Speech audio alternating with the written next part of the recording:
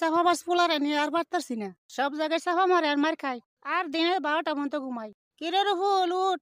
না এখন ঘুমামু পরে। পরে উঠবি না, এখন দেখ কি করি।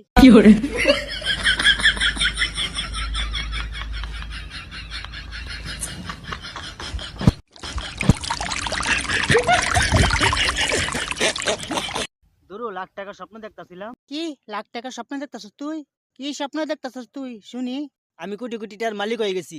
এটা তো স্বপ্নই থাকবো, সত্যি হইতো না। হ্যাঁ এটা তো তুমি জানো, আমার এমন একদিন সময় আসবে যে আমার হাত পা টিপার জন্য 10-12 জন লোক থাকবে।